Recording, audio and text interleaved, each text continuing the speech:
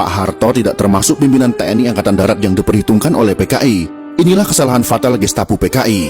Soeharto sebagai pimpinan pasukan cadangan pada saat itu.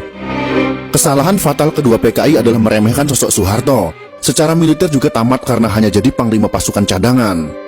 Underestimate terhadap Soeharto juga disebabkan karakternya yang tidak menonjol. Soeharto tidak terseret dalam faksi tertentu di Angkatan Darat.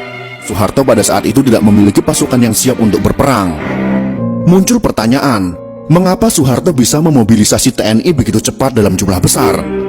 Yang pertama, sebagian besar pasukan TNI ada di Jakarta dalam rangka hari ulang tahun TNI pada tanggal 5 Oktober tahun 1965. Soeharto sebagai mantan Panglima Operasi Trikora sangat berpengalaman memimpin, memobilisasi ratusan ribu pasukan dari 3 matra TNI. Sekakmat TNI berhasil membalas aksi PKI. Jika bukan karena Soeharto yang tersisa dan mengambil alih komando pimpinan TNI Angkatan Darat, sejarah Indonesia pasti berubah. Republik Indonesia sudah pasti akan menjadi negara komunis.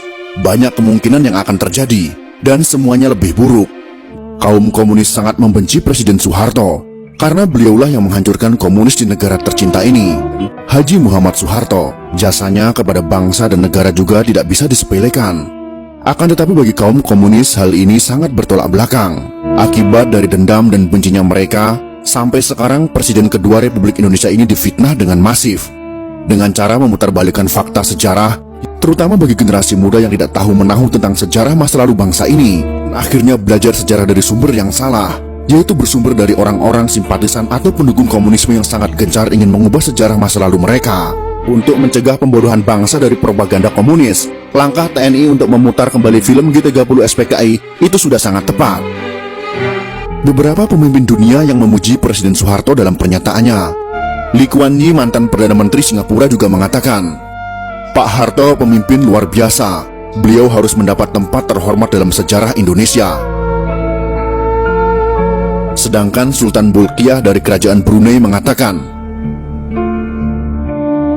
dipimpin Pak Harto, Indonesia bersatu, pemerintahan stabil, ekonomi maju pesat. Sangat disayangkan beliau dijatuhkan.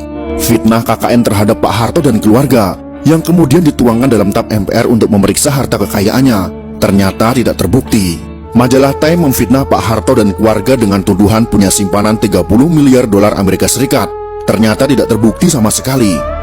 Berbagai tim khusus dibentuk pemerintah untuk menyelidiki harta Pak Harto.